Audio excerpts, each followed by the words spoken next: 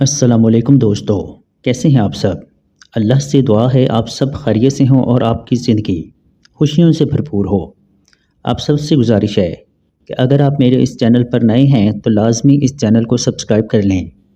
اگر آپ کو ویڈیو اچھی لگے تو لائک بٹن کو بھی ضرور پریس کر دیں۔ آئی ہوپ آپ سب مجھے ضرور سپورٹ کریں گے۔ تو مزید خوفناک سٹوریز کے لیے جڑے رہیے نصیر سینٹر وائس کے ساتھ اور ہماری ہارر فیملی کا حصہ بنے رہیے۔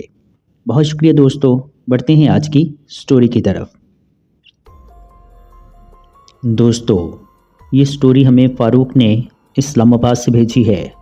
چلیے سنتے ہیں فاروق کی سٹوری انہی کی زبانی۔ السلام علیکم نصیر بھائی، میرا نام فاروق ہے اور میں ایک سرکاری ملازم ہوں۔ جب میرا تبادلہ فیصل آباد سے اسلام آباد ہوا تو حکومت کی جانب سے مجھے ایک مکان الاٹ کیا گیا جو شہر کے مضافاتی علاقے میں ایک سنسان سڑک کے آخری سرے پر واقع تھا۔ یہ ایک بڑا مگر پرانا مکان تھا جس کے چاروں طرف اونچے درخت اور جھاڑیاں تھیں۔ میں اپنی بیوی، 2 بچوں اور بوڑھی والدہ کے ساتھ یہاں منتقل ہوا، اس امید کے ساتھ کہ ایک نئی زندگی کا آغاز ہوگا۔ لیکن ہمیں معلوم نہ تھا کہ یہ مکان صرف ایک گھر نہیں بلکہ کچھ اور بھی تھا، کچھ ایسا جسے ہماری آنکھیں دیکھنے سے قاصر تھیں، مگر ہمارے وجود نے اس کی موجودگی کو محسوس کیا۔ جیسے ہی ہم گھر میں داخل ہوئے مجھے کچھ عجیب سا محسوس ہوا، ایک غیر مرئی بوجھ، جیسے ہوا میں کوئی بوجھل اداسی تیر رہی ہو۔ میری ماں نے گھر میں قدم رکھتے ہی ماتھے پر ہاتھ رکھا اور آیت الکرسی پڑھنے لگیں۔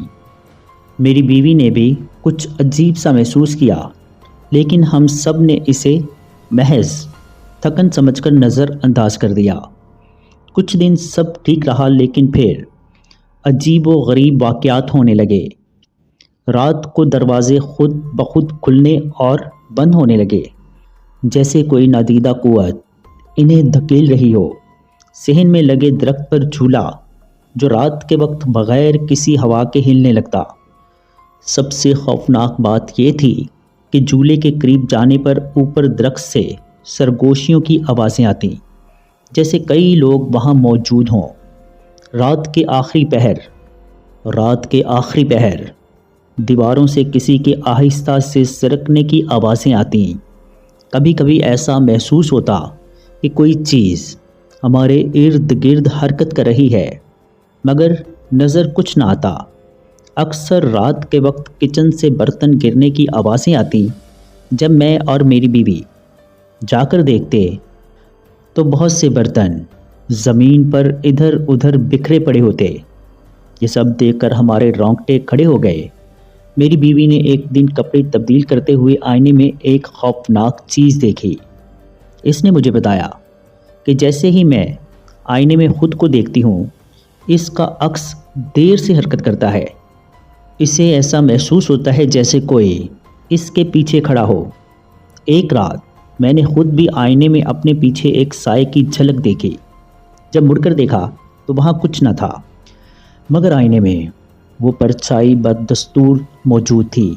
گھر کے نیچے ایک تہخانہ تھا جس کا دروازہ ہمیشہ خود بخود کھل جاتا۔ جب میں نے اس دروازے کو ایک بڑا تالا لگا دیا تو اگلی صبح وہ دروازہ پھر سے کھلا ہوا ملا۔ اندر جھانکنے پر اندھیرا ہی اندھیرا نظر آتا، ایسا لگتا جیسے کوئی وہاں ہمیں بلا رہا ہو۔ میرا چھوٹا بیٹا اکثر رات کے وقت کسی سے سرگوشیوں میں باتیں کرتا۔ جب میں نے اس سے پوچھا کہ وہ کس سے باتیں کرتا ہے تو اس نے جواب دیا، یہاں ایک بچہ ہے جو مجھ سے کھیلتا ہے، وہ کہتا ہے کہ یہ گھر اس کا ہے۔ اگلی صبح میں نے اس کے ہاتھوں پر لمبے ناخنوں کے نشانات دیکھے، جیسے کسی نے اسے زور سے پکڑا ہو۔ اکثر رات گئے گھر کے اندر کسی عورت کے رونے اور بچوں کے ہنسنے کی آوازیں آتیں۔ میں کئی بار جاگ کر آوازوں کا تعاقب کرتا، لیکن ہر بار کچھ نہ ملتا۔ ایک رات جب آوازیں بہت زیادہ تیز ہو گئیں تو میری ماں نے اونچی آواز میں سورہ بقرہ پڑھنا شروع کر دی۔ جیسے ہی آیات پڑھنا شروع کی، دروازے دھڑ دھڑ بجنے لگے اور کھڑکیاں زور زور سے ہلنے لگیں۔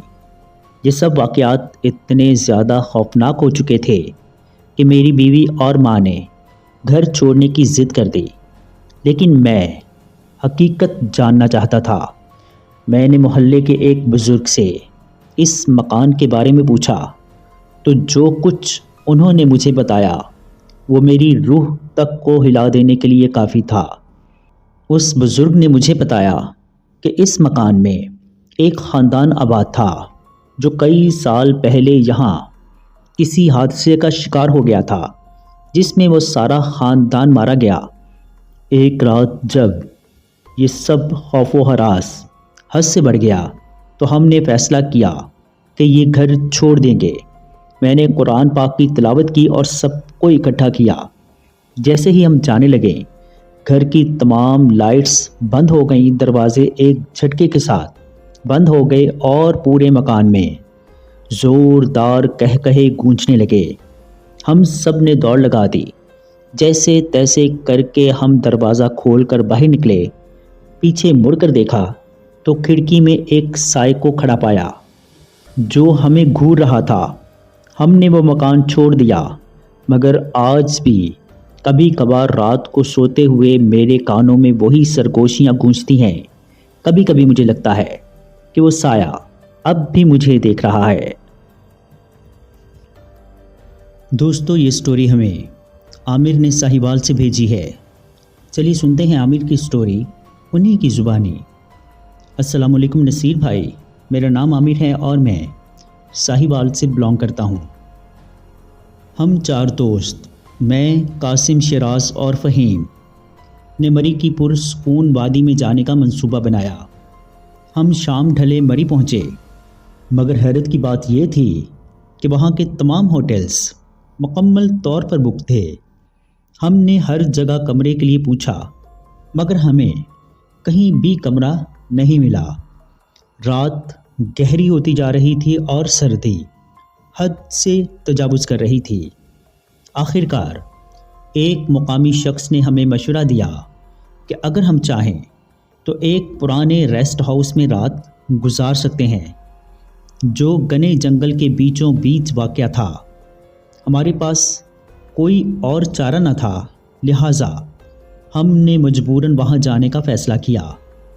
ریسٹ ہاؤس ایک لمبے سنسان راستے کے اختتام پر تھا۔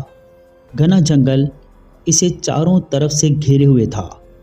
اندر داخل ہوتے ہی ایک عجیب سی بو ہمیں محسوس ہوئی، جیسے سالوں سے یہاں کوئی بھی نہ آیا ہو۔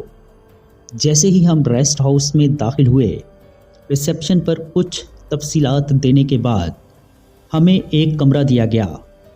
جیسے ہی ہم کمرے کے اندر پہنچے، کمرے کے اندر ایک پرانی لکڑی کی الماری، چند خستہ حال بیڈز اور ایک بہت بڑا آئینہ تھا۔ جیسے ہی ہم نے سامان رکھا، دروازے پر آہستہ سے دستک ہوئی۔ ہم سب چونک گئے۔ عامر نے دروازہ کھولا مگر باہر کوئی نہ تھا۔ ہم نے اس خیال کو جھٹک دیا اور آپس میں باتوں میں مشغول ہو گئے، مگر کچھ دیر بعد پھر وہی دستک کی آواز آئی۔ اس بار جب ہم نے دروازہ کھولا تو باہر ہوا کے علاوہ کچھ بھی نہ تھا۔ اچانک شیراز نے کھڑکی کی طرف اشارہ کیا جہاں ایک سائے کی جھلک نظر آئی۔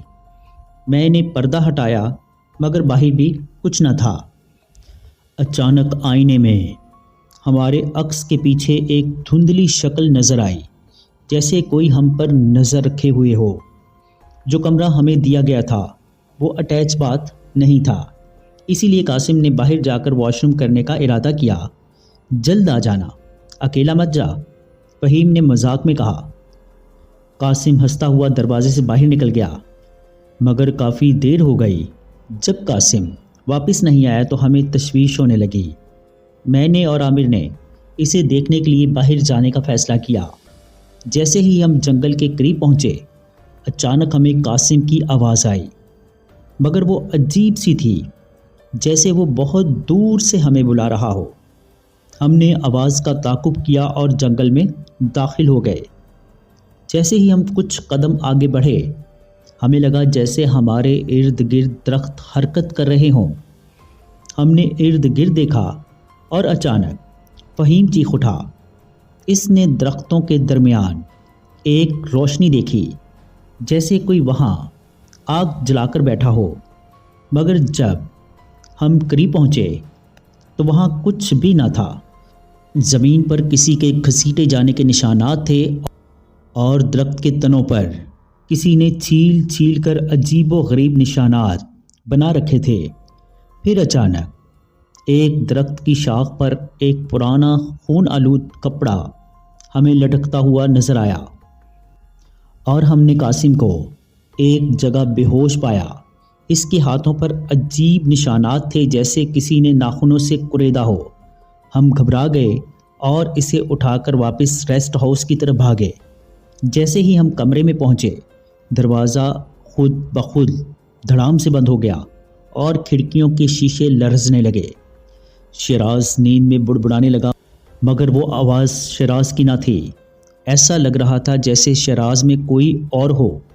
وہ سرگوشیوں میں کچھ پڑھ رہا تھا، جیسے کوئی پرانی زبان۔ میں نے اسے جھنجھوڑا، مگر وہ ہوش میں نہیں آیا۔ اچانک آئینے میں ایک سایہ نمودار ہوا، جو دیکھتے ہی دیکھتے ہم سب کی شکل اختیار کرنے لگا۔ پھر وہ سایہ آئینے سے باہر نکل آیا اور پورے کمرے میں خوف کا عالم تھا۔ دیواروں پر ناخنوں کے گہرے نشانات ابھرنے لگے۔ ہمیں محسوس ہوا جیسے کسی نے ہمارے ارد گرد اپنی موجودگی کا اعلان کر دیا ہو۔ موبائل فون بند ہو چکے تھے، کوئی سگنل نہ تھا۔ ایسا لگ رہا تھا جیسے ہم کسی اور ہی دنیا میں قید ہو چکے ہوں۔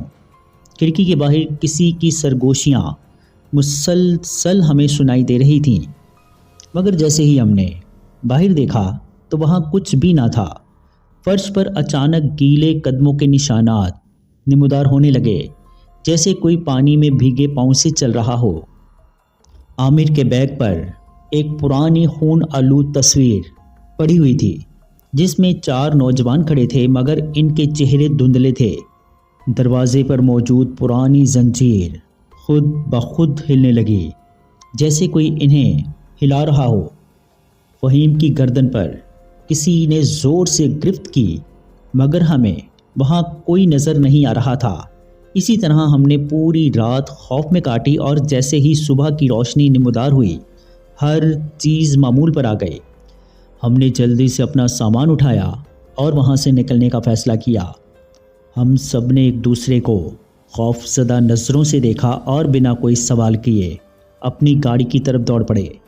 آج بھی جب ہم اس رات کو یاد کرتے ہیں، ہمارے جسم میں خوف کی ایک لہر دوڑ جاتی ہے۔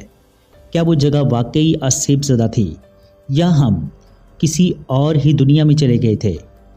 اس کا جواب شاید ہمیں کبھی نہ مل پائے۔ دوستو، بڑھتے ہیں ایک اور سٹوری کی طرف۔ یہ سٹوری ہمیں جنید نے مانا والا سے بھیجی ہے۔ چلیے سنتے ہیں جنید کی سٹوری انہی کی زبانی۔ السلام علیکم نصیر بھائی، میرا نام جنید ہے اور میں فیصل آباد کے قریب ایک چھوٹی سے شہر مانا والا سے تعلق رکھتا ہوں۔ یہ جو چند واقعات میں آپ کے ساتھ شیئر کرنے جا رہا ہوں، یہ میرے اور میری فیملی کے ساتھ بہت سال پہلے پیش آئے۔ ہوا کچھ یوں کہ زندگی معمول کے مطابق چل رہی تھی، جب ہم نے مانا والے کے اس پرانے مگر صاف ستھرے گھر میں منتقل ہونے کا ارادہ کیا۔ ایک چھوٹا سا گھر، پرسکون ماحول۔ میں اپنی بیوی اور 4 بچوں کے ساتھ منتقل ہوا۔ میرے والدین بھی میرے ہمراہ تھے، اور فاطمہ میری بیوی گھر کا ہمیشہ ایک خوشگوار ماحول بنانے کی کوشش کرتی تھی۔ کچھ دنوں تک گھر میں سکون تھا، مگر ہم اپنی روزمرہ زندگی میں مگن رہے۔ ایک رات جب ہم تمام افراد سو رہے تھے، میری بیوی فاطمہ نے بتایا کہ کچھ عجیب سی آوازیں اس نے سنی ہیں، جیسے کچن میں برتنوں کے گرنے کی آوازیں۔ میں نے ان باتوں کو مذاق سمجھا، لیکن فاطمہ کا چہرہ خوف سے سفید ہو چکا تھا۔ پھر مجھے بھی اچانک برتنوں کے زور سے گرنے کی آواز سنائی دی۔ میں نے فوراً کچن کا دروازہ کھولا، اور وہاں جو کچھ میں نے دیکھا وہ میری توقعات سے بہت ہٹ کر تھا۔ کچن میں سب کچھ اپنی جگہ پر تھا، لیکن ان برتنوں کی آوازیں ابھی بھی میرے دماغ میں گونج رہی تھیں۔